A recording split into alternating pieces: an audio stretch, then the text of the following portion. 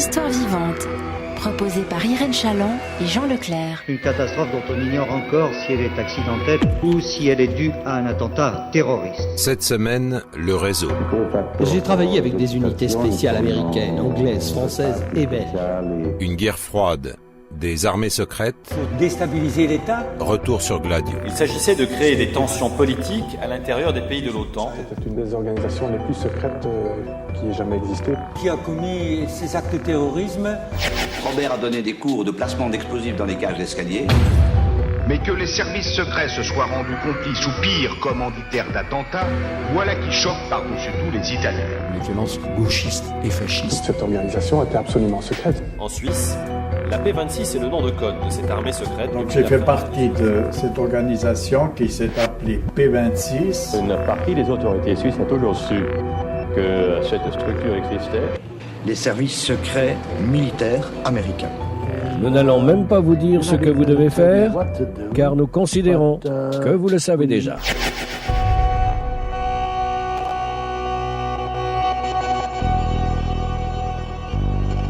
Belgique, 13 décembre 2006.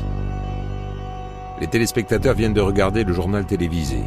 Ils s'apprêtent à suivre 2 reportages de l'émission Question à la Une à forte connotation communautaire.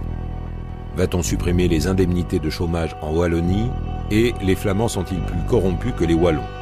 Or voici qu'une édition spéciale du journal télévisé interrompt le programme. Il est 20h21. Bonsoir à tous. L'heure est grave. Excusez-nous pour cette interruption. Événement exceptionnel, moment exceptionnel. Nous devons en effet interrompre Question à la Une pour vous présenter une page très spéciale du journal télévisé. La Flandre va proclamer unilatéralement son indépendance. Vous l'avez compris, le moment est important. En clair, la Belgique en tant que telle n'existerait plus. Les différentes rédactions de l'RTBF sont bien sûr ce soir mobilisées. Excusez-moi. Voilà, on me confirme d'ailleurs à l'instant par téléphone que des événements de la plus haute importance se déroulent. Nous allons retrouver tout de suite en direct Frédéric Gersdorf. Il est aux abords du Palais Royal en plein cœur de Bruxelles. Frédéric, que se passe-t-il pour l'instant ? Eh bien, François, c'est un véritable coup de tonnerre ici au Palais Royal. Il se murmure. On n'aura pas forcément toujours apprécié le canular. Quelques esprits chagrins sont là pour rappeler que les questions politiques relatives à l'indépendance sont des plus délicates à manier. Elles auront eu auparavant leur page sombre dans ce qu'on appellera pour la Belgique, à l'instar de l'Italie, les années de plomb. Aujourd'hui, notre épisode sera intitulé « Une Belgique brune ».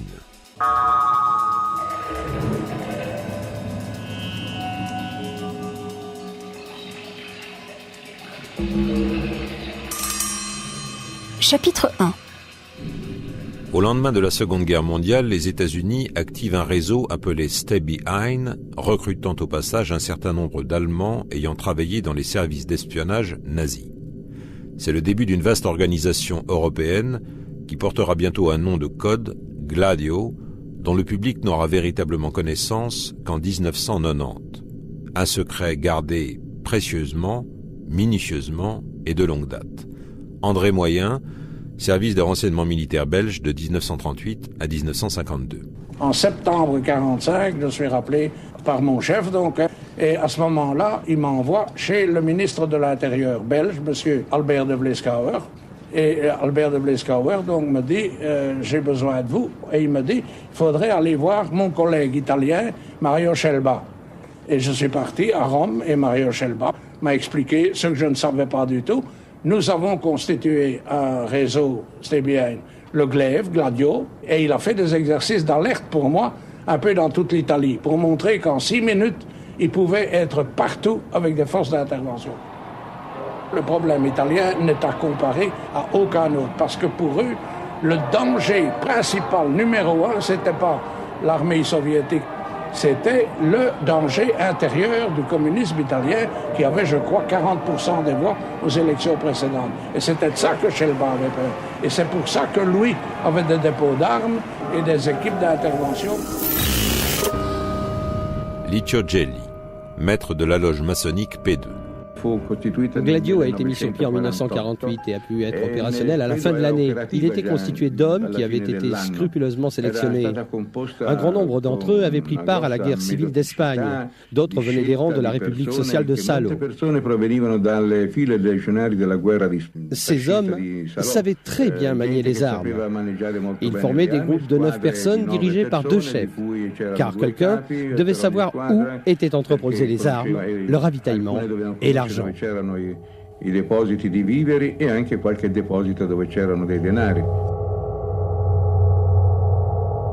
Michael Lydon, consultant au département d'État américain. Certaines personnes au sein du gouvernement américain, George Kennan en particulier, considéraient que la victoire des communistes en Italie lors des élections de 1948 serait inéluctable et que les États-Unis devraient recourir à la force armée pour mettre un terme à ces élections. Il ne s'agissait pas simplement de suspendre ces élections, mais de les annuler complètement et d'envoyer l'armée pour dire aux communistes « Nous n'allons pas risquer des élections au moment où vous avez une chance de l'emporter ». Cette idée a été soumise au président et au secrétaire d'État, ainsi qu'à tous les autres responsables du gouvernement. Rien de tout cela n'a été fait. La réponse des États-Unis a été « Nous allons laisser ces élections se dérouler, mais nous y prendrons également part ». Francesco Cossiga, ancien président du Conseil italien. En 1948, je ne parle que de mon expérience personnelle. Je m'étais engagé dans le jeune parti des démocrates chrétiens de la Provence où j'habitais. J'avais alors 20 ans. Et je n'avais pas la moindre influence. Nous formions des groupes dans la capitale régionale et dans d'autres villes des environs. Nous disposions de mitraillettes. Je me souviens que personnellement, je possédais une Sten. Les carabiniers nous fournissaient des grenades dans le cas où le Parti communiste passerait outre les élections et songerait à organiser un coup d'État. Un coup d'État comme il l'avait fait en Hongrie, en Tchécoslovaquie, en Pologne ou bien en Bulgarie.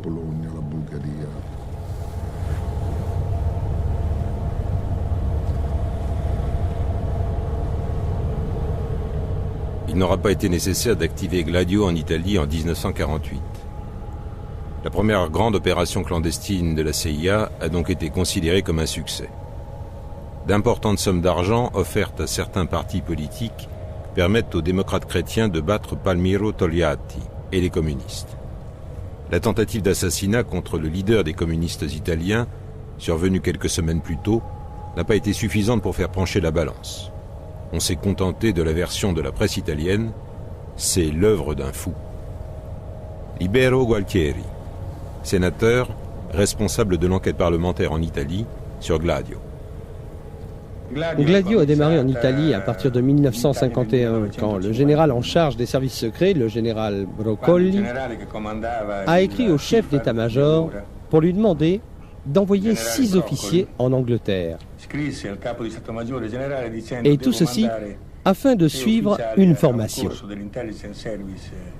Général Gherardo Serravalle, commandant de Gladio de 1971 à 1974. J'ai simplement pris part à des démonstrations d'entraînement, de formation théorique du personnel des Stay Behind anglais. Et j'étais là pour voir comment ils s'entraînaient, comment ils entraînaient leurs hommes, surtout pour ce qui concerne l'emploi des explosifs et des armes. En ce qui concerne les autres officiers, je me trouvais avec un autre officier italien et des officiers anglais nous accompagnaient. Je ne sais même pas s'ils faisaient partie de l'armée ou des services secrets. Decimo Garao, formateur des membres de Gladio. Je me trouvais en Angleterre pour un séjour d'une semaine à Poole, en tant qu'invité des forces spéciales. J'y suis resté pendant une semaine, afin de m'entraîner avec eux. J'ai fait un saut en parachute au-dessus de la Manche. Je me suis entraîné avec eux et nous nous sommes bien entendus. Ensuite, je suis allé à Hereford pour préparer et effectuer un exercice avec le SAS. Général Gherardo Serravalle, commandant de Gladio de 71 à 74. Mes amis et collègues anglais m'ont fait confiance et ils m'ont indiqué que d'autres forces spéciales anglaises avaient également l'habitude de venir s'entraîner ici, y compris la branche spéciale. Si je me souviens bien, elle a été spécialement mise sur pied pour combattre l'IRA.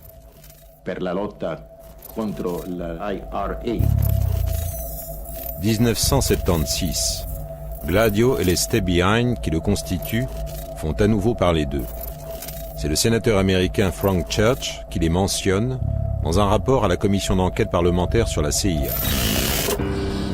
2 ans plus tard, l'ancien patron des Stay Behind et ancien patron de la CIA, William Colby, complète cette évocation au travers de son autobiographie. On en parle parce qu'enfin c'est possible, et pour cause. Officiellement, Gladio n'existe plus à partir de 1973. Top secret. Les services de renseignement de l'US Army doivent pouvoir lancer des opérations spéciales pour convaincre ces États et l'opinion publique de la réalité de ce danger. Ces services doivent infiltrer ces organisations au moyen d'agents qui auront pour tâche de former des groupes d'action spéciale parmi les éléments les plus radicaux de l'insurrection. Le manuel de terrain, le Field Manual 3031 de l'armée américaine, écrit par des experts du terrorisme appartenant à l'Agence pour le renseignement de la défense, la DIA, le service secret du Pentagone, détaillait la stratégie de la tension employée lors de la guerre froide, en affirmant la nécessité, dans certaines circonstances, de mener des opérations false flag, entendons là des attaques terroristes, menées sous drapeau ennemi. La publication de ce rapport a d'abord été révélée par le journal turc Baris en 1973, en plein milieu des années de plomb turques qui mèneront au coup d'État de septembre 1980. Le journaliste de Baris, qui annonce cette prochaine publication, disparaît sans laisser de traces. Le Field Manual, présenté à quelques acteurs de ce récit, fait apparaître quelques différences d'appréciation. William Colby, directeur de la CIA de 73 à 76.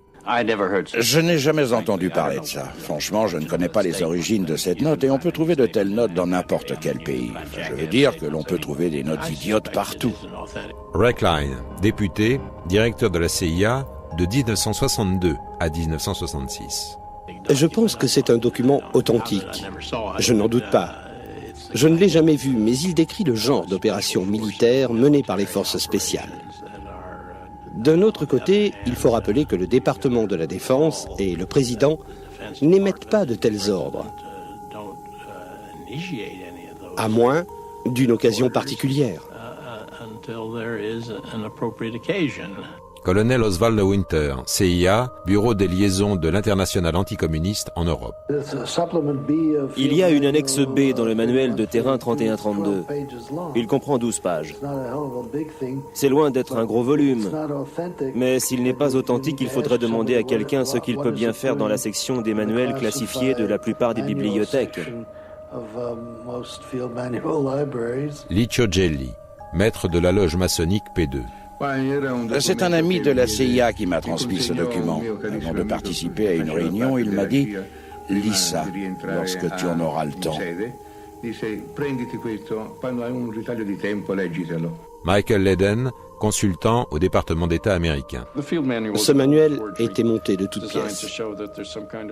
Il accusait les États-Unis de ce que l'Union soviétique faisait en réalité en Italie, c'est-à-dire créer une organisation paramilitaire secrète capable d'agir pour déstabiliser la démocratie italienne.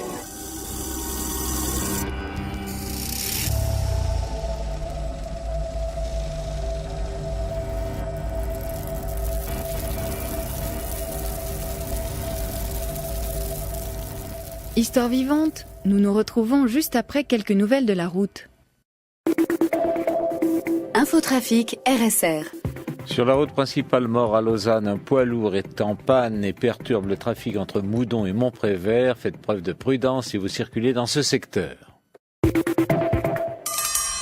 Chapitre 2.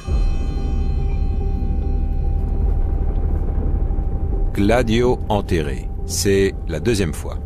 La première avait été en 1952. Et tel le serpent de mer, la chose a réapparu. Respect de la tradition, en 1985, quelque part en Europe.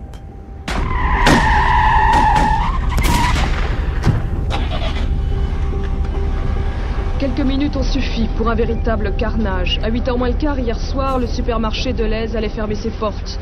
3 hommes masqués, peut-être 4, font irruption sur le parking et tirent dans la foule. 7 morts gratuitement. Une famille décimée, 2 fillettes de 14 et 9 ans tuées. La violence aveugle. J'étais sur le parking et je croyais qu'il attendait sa femme qui a fait des courses à Deleuze. Il a attendu, il a vu l'homme avec son riot de gun et tout, il a très vite parti. Et elle a dit à son petit enfant, restez sur l'arrière de la voiture, restez plat. Couché, oui. Couché et on va partir très vite. Il n'y avait aucune police à ce moment-là? Non. Il a vu 3 hommes masqués arriver par derrière. Il a dit à son fils, baisse-toi, ils sont là-bas. Un passant a essayé de s'enfuir et ils lui ont tiré dessus. 7 ou 8 balles à travers la carrosserie de sa voiture. Une balle l'a touché à la tête.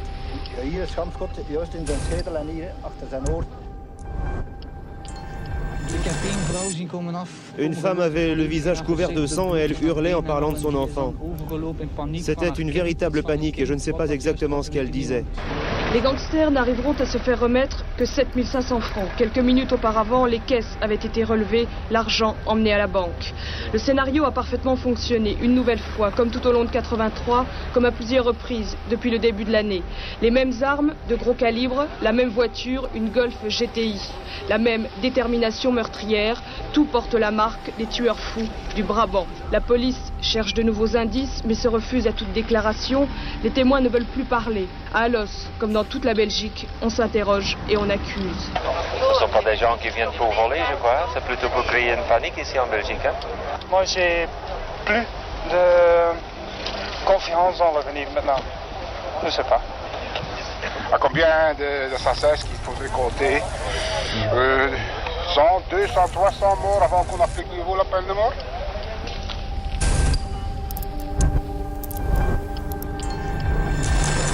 Pourquoi un hold-up aussi sanglant? Quels sont les hommes qui l'ont commis? Cela fait le 3e supermarché attaqué en quelques semaines. Et des bilans tout aussi meurtriers. La piste des droits communs est bientôt délaissée. Il faut d'autres lunettes pour lire ce fait divers. La Belgique est depuis quelque temps le sanctuaire de groupes comme Action Directe, la Rote Armee Fraktion, alliée aux cellules communistes combattantes belges, auteur de plusieurs attentats revendiqués. La Belgique est également un pays où les armes sont alors en vente libre. Jean Gaulle, ministre de la Justice. Nous avons été épargnés plus que d'autres pays européens pendant très longtemps par la violence. Certains savaient que ça ne serait pas toujours le cas. Et aujourd'hui, nous sommes effectivement entrés dans une certaine forme de guerre contre la violence. Je crois que c'était illusoire de penser que nous serions un havre de paix isolé au milieu d'une Europe occidentale en proie à la violence depuis de nombreuses années. Les regards se tournent bientôt vers des éléments extrémistes de droite. Lucien Lissler, formateur d'unités paracommando.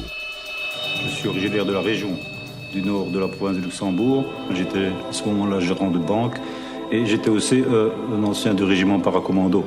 C'est simplement comme ça qu'un jour se sont présentés chez moi des gens qui sont venus me demander de les aider dans des manœuvres un peu spéciales qui allaient se passer dans le nord de la province en coordination avec les forces spéciales américaines. Au départ de la manœuvre, les commandos belges étaient chargés de récupérer les forces spéciales américaines qui étaient parachutées dans la forêt. Après cette opération, ils devaient se diriger donc vers des points de coordonnées et vers des attaques bien précises de casernement, de gendarmerie. Et j'avais chez moi le ravitaillement, les munitions, les relais radio, etc., pour coordonner les opérations. René Aquin, journaliste au Soir de Bruxelles. Un dimanche matin, nous avons appris dans les journaux, à la radio, qu'il y avait eu une attaque pendant la nuit sur un camp militaire d'une unité de chasseurs ardennais en Ardennes, ici en Belgique. Et je suis allé là-bas comme d'autres journalistes. On avait donc découpé les fils barbelés, on avait attaqué l'armurerie, on avait blessé en tirant le chef de poste et on était parti avec un certain nombre d'armes. J'ai pu pénétrer dans le camp parce que je connaissais certaines personnes. Et à l'intérieur du camp, je me suis aperçu qu'il y avait des militaires étrangers, notamment des Américains. Et pendant des semaines et des mois, l'explication que les enquêteurs civils nous donnaient, c'était qu'il s'agissait probablement d'une attaque menée soit par des bandits de droit commun, soit par des terroristes. Il a fallu attendre plusieurs mois pour qu'un jour, je reçoive un coup de téléphone, et c'est ainsi que je suis allé en France, où j'ai vu Lucien Dissler, qui m'a donné un texte et qui a parlé avec moi longuement pour m'expliquer qu'il jouait un rôle dans une manœuvre secrète qui devait reproduire des opérations de résistance et d'appui à la résistance telles qu'elles avaient été menées à la fin de la guerre en 1944. Le samedi du soir de l'attaque de ce camp, son rôle avait été de transporter une équipe de militaires habillés en civil à proximité du camp de Vielsalm et que les plans étaient, cette nuit-là, d'attaquer. Les autorités militaires belges et américaines qui ont également été interrogées ont fini, après des mois, par admettre qu'il y avait bien eu une manœuvre, par reconnaître qu'au cours de cette manœuvre, on avait bien organisé certaines attaques. Je me souviens, par exemple, qu'il a été question d'une attaque contre un dépôt de carburant militaire à Bastogne, une autre attaque la nuit contre une gendarmerie, une brigade de gendarmerie à Neuchâteau. Lentement, les militaires ont fini par reconnaître qu'il y avait eu certaines attaques. Mais en ce qui concerne Vielsalm, leur dernière version a été de dire que l'attaque de Vielsalm était programmée et puis qu'au dernier moment, elle a été déprogrammée et elle n'a pas eu lieu. On a retrouvé, vous savez, quelques-unes des armes volées à Vielsalm dans un appartement conspiratif ici à Bruxelles, appartenant aux cellules communistes combattantes. Mais les journalistes et les observateurs ont continué à se poser la question de savoir si c'était vraiment les terroristes qui avaient été à Vielsalm ou bien si peut-être on avait pu déposer les armes dans leur appartement pour faire croire que c'était eux. Allô, la de rédaction ? Oui. Bonjour, les cellules communistes combattantes. Oui. Nous pensons que les flics sont venus avant vous, avenue Louise. Alors nous allons vous adresser un nouveau message. Il se trouve 26 avenue Général de Gaulle, en face de l'étang d'Ixelles, dans l'entrée en dessous des boîtes aux lettres. Je m'appelle Martial Lequeux. Je faisais partie de la gendarmerie belge. J'ai quitté la Belgique en août 1984 à la suite de menaces précises contre la vie de mes enfants. Au début du mois de décembre 1983, je me suis personnellement rendu à la BSR qui était chargée de l'enquête concernant cette tuerie.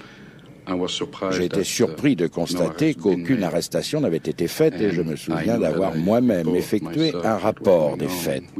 Nous n'avions jamais vu une tuerie comme celle-là. Une tuerie qui avait eu lieu dans un supermarché. On avait tué des gens et même des enfants et je crois qu'ils ont assassiné une trentaine de personnes. J'ai rencontré un homme et je lui ai demandé « Est-ce que votre avis des membres de la gendarmerie peuvent être impliqués là-dedans ?» Il m'a répondu « Fermez-la, nous le savons.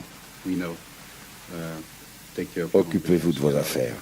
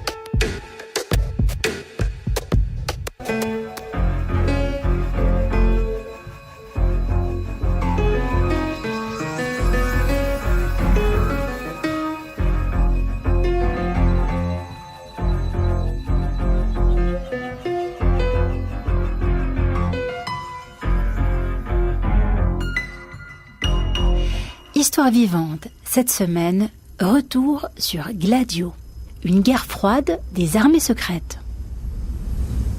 Aujourd'hui, une Belgique brune. Chapitre 3. La Belgique est sans dessus-dessous. L'image du royaume où rien ne se passe craque de partout. En quelques trop courtes semaines, fortement rapprochées, les attentats criminels de toute nature sont perpétrés. Incendie des locaux d'un hebdomadaire de gauche, le journal Pour, revendiqué par un groupe d'extrême droite. Une milice néo-nazie qui dérobe des téléx de l'OTAN classés top secret. Des gendarmes qui deviennent la cible d'attentats à l'explosif. Puis entrent en scène les tueurs du Brabant.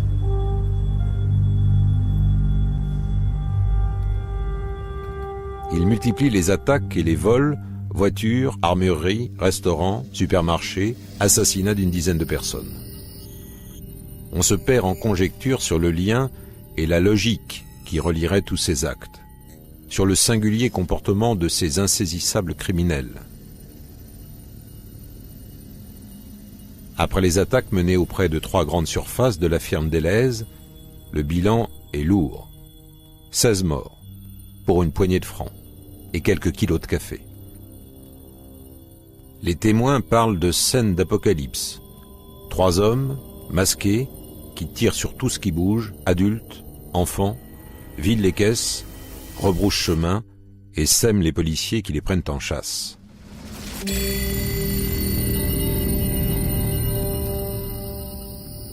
Après le dernier massacre à Alost le 9 novembre 1985, les tueurs sans visage ne donneront plus jamais signe de vie. Ils laissent derrière eux 28 cadavres.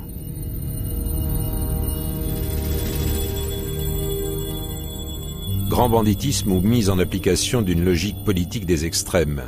La Belgique vient de voter pour une droite plus dure.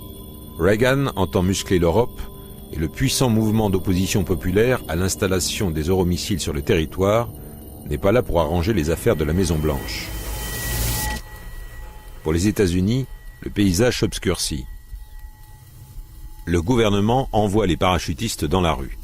Roger Lallemand, sénateur, responsable de l'enquête parlementaire en Belgique sur Gladio.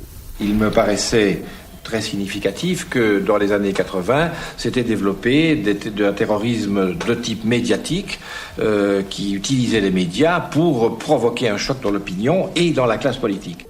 Ces crimes avaient troublé profondément l'opinion parce que ils ne paraissaient pas être justifiés par la seule considération du gain ou de ce que l'on pouvait prendre dans des grands magasins, que le meurtre gratuit et inutile d'une série de personnes pouvait procéder d'une intention politique qui rappelait celle qui avait causé des ravages en Italie, dans la gare de Bologne, par exemple, l'attentat qui avait fait 80 morts parmi des victimes totalement innocentes. Nous pensions qu'il pouvait donc avoir un soubassement politique à l'activité des tueurs du Brabant wallon. Jean-Claude Garot, éditeur et propriétaire du magazine Pour, celui des locaux incendiés. Un de ses précédents numéros du journal était précisément consacré au mouvement néofasciste belge. L'organisation du Front de la Jeunesse existait depuis plusieurs années et c'était, disons, une nouvelle structure, mais avec des personnalités qui avaient déjà été dans des structures politiques avant cela, dans d'autres structures.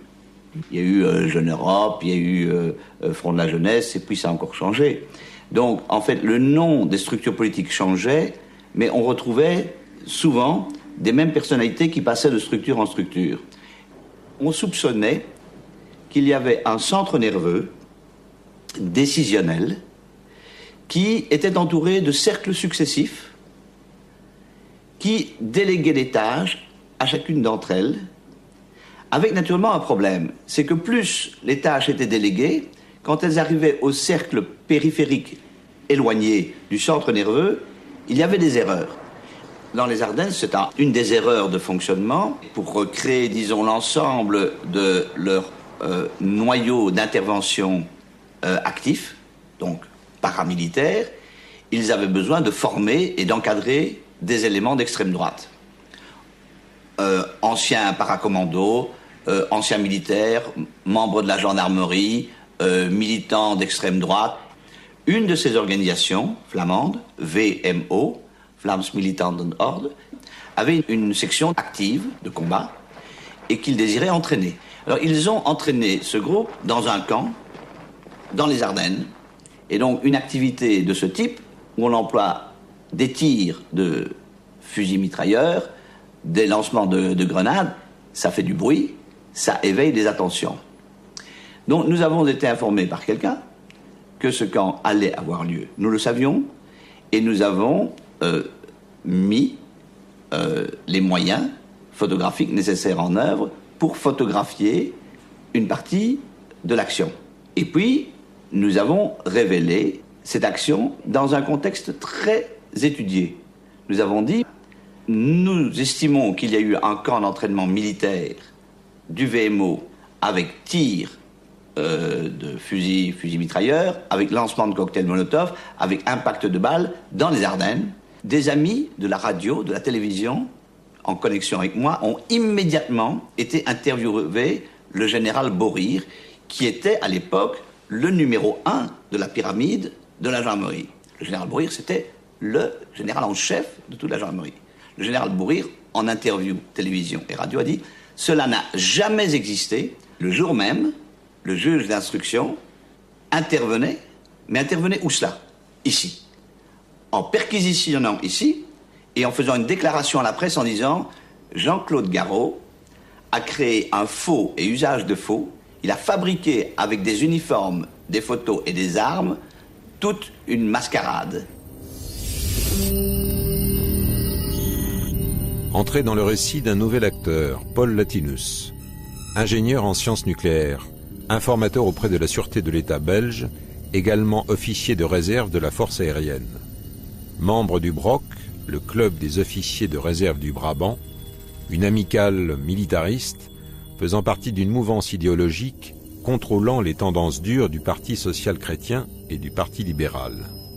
Jean-Claude Garot, éditeur et propriétaire du magazine Pour. Paul Latinus a été découvert, alors qu'il était inconnu, lors d'une de mes interviews par hasard. Rapidement, j'ai mené une enquête. Et cette enquête m'a montré comment Paul Latinus avait été implanté dans le Front de la Jeunesse avec des missions bien particulières.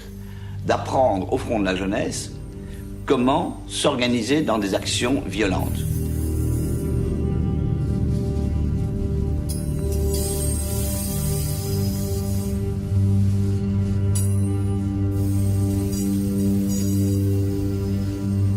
Michel Libert, militant au groupe d'extrême droite Westland New Post de 1978 à 1981. La structure de Westland New Post, je rappelle aussi que c'est la structure identique pour tous les morceaux, pour tous les quartiers de la même tarte. C'est toujours le même principe. Vous avez un état-major au-dessus. Au-dessus de cet état-major, vous avez ces deux grandes directions qui apportent soit l'assistance économique, soit l'assistance de besoins d'autorité immédiate. Bon, ces gens-là, en haut, on ne les connaît pas.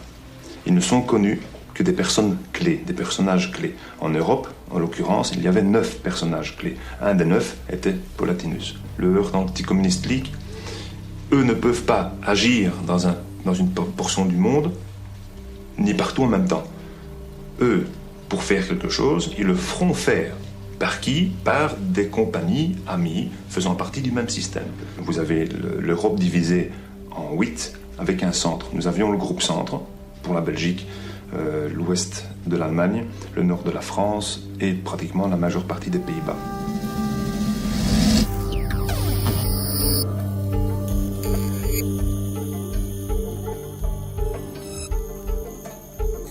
« 1978. L'officier de réserve Latinus adhère au Front de la Jeunesse, une organisation d'extrême droite impliquée dans des actions ultra-violentes.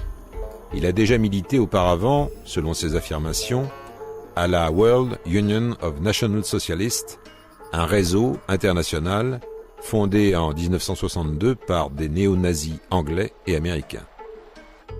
Un an après son arrivée au front, Latinus met sur pied Delta Nord, une autre organisation clandestine dissidente du Front de la Jeunesse. Simultanément, Il devient successivement fonctionnaire au service du chômage belge, conseiller adjoint au ministère de l'Emploi et du Travail, et également conseiller au cabinet politique de la secrétaire d'État Cécile Gore. Grâce à ces postes, ils infiltrent, ils fichent les organisations démocratiques, des associations de jeunes. Janvier 81, l'hebdomadaire de gauche Pour révèle au grand public les activités politiques de Paul Latinus. Celui-ci prend directement la fuite pour le Chili. De retour en Belgique, après 1 mois et demi passé au Chili, Paul Latinus, nom de code Orff, reprend en main l'équipe du Westland New Post. René Aquin, journaliste au Soir de Bruxelles.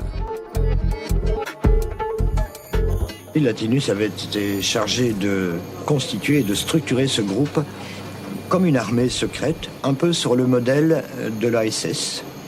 Il y avait un service secret, un service de sécurité à l'intérieur du groupe.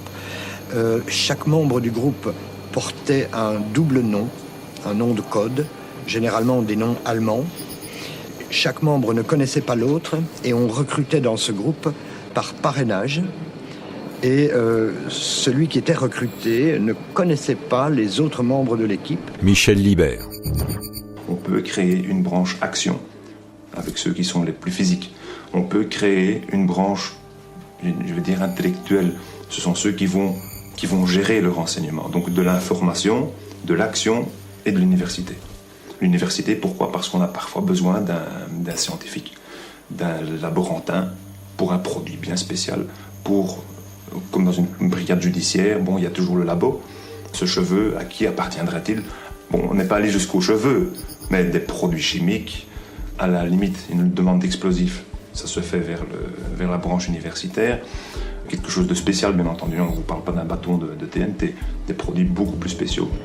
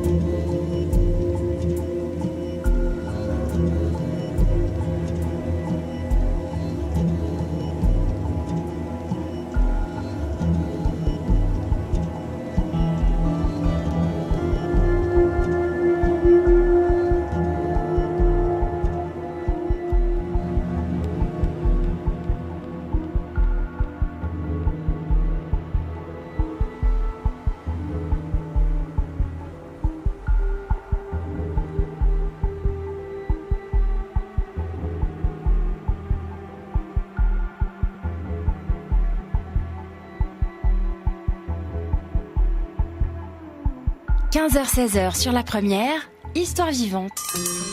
Chapitre 4. La Belgique traverse dans les années 80 ses années de plomb. Les attaques de supermarchés par les tueurs fous du Brabant wallon, les attentats, les manigances du groupe néo-nazi clandestin Westland New Post, les complots, les projets d'élimination dont celle du ministre de la Justice, autant d'affaires qui éclaboussent la sûreté de l'État, qui éclaboussent également la gendarmerie. Le noyautage systématique de plusieurs organes policiers belges par les services secrets nord-américains est de plus en plus avéré. Les manœuvres de notables au sein d'une mouvance extrémiste également. Autant d'éléments profondément déstabilisateurs pour le pays. Une atmosphère d'état de siège se fait sentir quand les parachutistes s'approprient la rue afin de rassurer l'opinion publique. C'est le temps de la stratégie de la tension.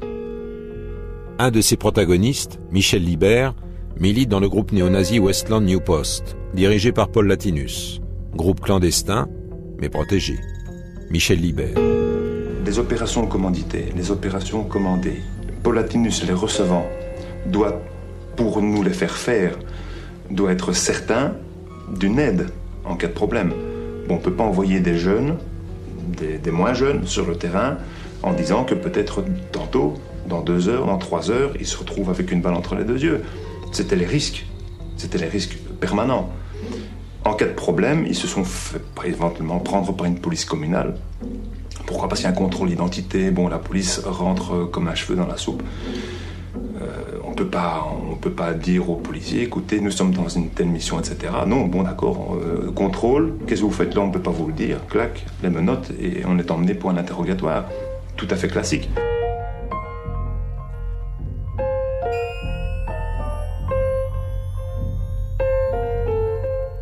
René Aquin, journaliste au Soir de Bruxelles, enquête sur l'extrême droite belge et notamment sur WNP, Westland New Post.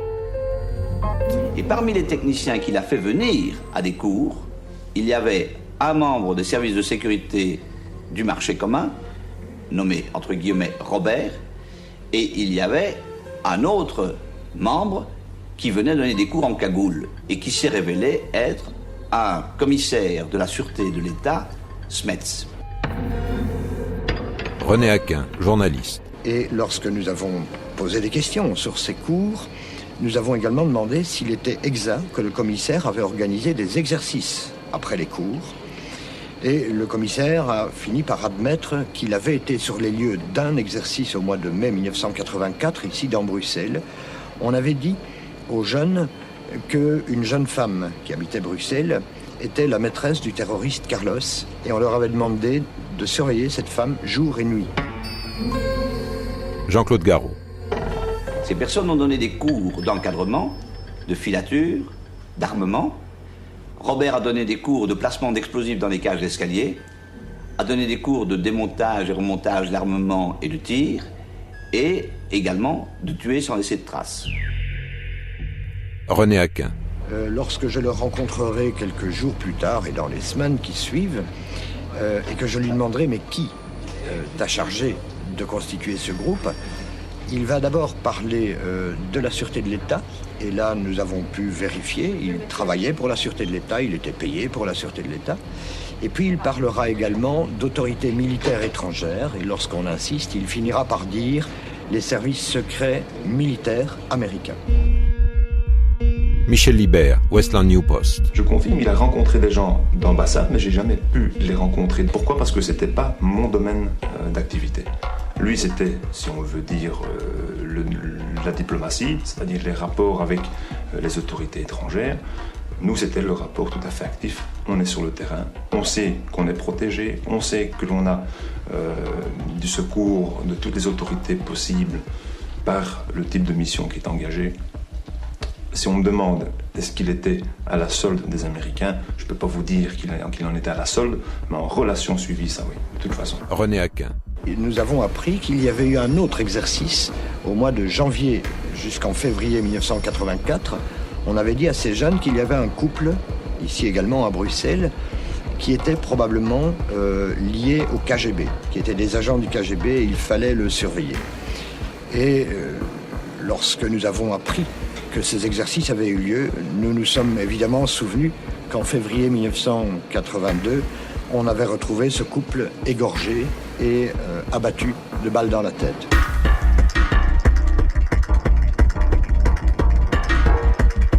Michel Libert. On reçoit des plans. Bon, par exemple, on va reprendre, supposons qu'on est en 82, de 82 à 85, il y a des projets. Vous en tant que monsieur Libert, vous ne connaissez rien du pourquoi. Vous ne connaissez rien du comment.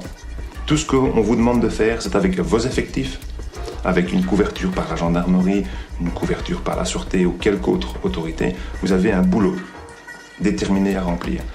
Question, reprenons les grands magasins. Question de savoir où se trouve-t-il, quels sont les types de fermetures, quel est le style d'inspection sur place qui va, oui ou non, pouvoir interférer dans les opérations. Donc s'il y a un inspecteur du magasin même présent pour fermer les portes, si c'est une compagnie extérieure comme un Securitas ou un Intergarde, on a reçu des ordres, on a exécuté, on a rentré nos avis, les heures d'ouverture, les heures de fermeture, tout ce que vous pouvez connaître sur un grand magasin, comment sont installés les rayons, etc. Savoir pourquoi et à quoi ça devait servir. C'est une parmi des centaines de missions qu'on vous demande, c'est une des choses que vous rentrez. Maintenant, l'usage qui en fera. Ce que l'on en fera plus tard, ça c'est le grand point d'interrogation.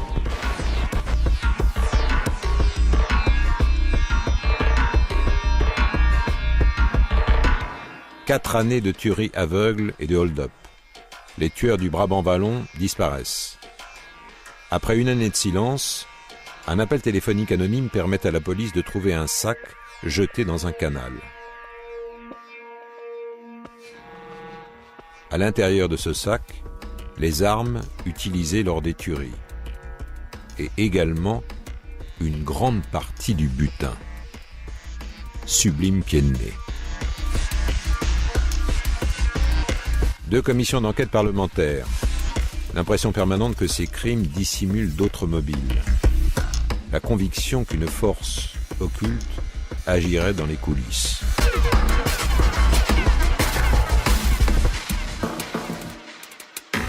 Épilogue. Le 24 avril 1985, Paul Latinus se suicide par pendaison à Cours-Saint-Étienne, dans le Brabant Wallon. C'est en tout cas ce qu'affirme la version officielle. Walter de Bock, enquêteur. On a eu une menace d'extrême gauche, le spectre de la révolution, et de l'autre, le spectre de l'extrême droite et du fascisme. Cet État a été assailli des deux côtés, du point de vue politique des deux extrêmes. Il faut quand même se rendre compte qu'au même moment, on voit aussi un groupement néo-nazi qui s'appelle Westland New Post, que personne ne connaît, qui émerge tout à coup et qui fait une opération de déstabilisation de la sûreté de l'État. Et qui va aussi voler des téléx top secrets à l'état-major de l'armée belge, des téléx de liaison avec l'OTAN. Il n'y a rien de plus sensible. C'était des jeunes gaillards qui, embrigadés par des anciens fascistes de l'époque de la Seconde Guerre mondiale, c'était l'époque aussi où la Belgique semblait quelque chose comme le ventre mou dans le dispositif de l'OTAN en Europe. L'importance aussi, au-delà de la Belgique, de la présence de l'OTAN, de la Commission européenne, le fait que les Russes étaient très présents au niveau de l'espionnage à Bruxelles. Tout ça irritait au plus haut point les Américains qui estimaient manifestement que les Belges ils ne faisaient pas ce qu'on attendait d'eux. Je crois que c'est clair qu'on a affaire ici à une puissance qui donne une leçon à un petit. Cette prescription est tombée en 2005.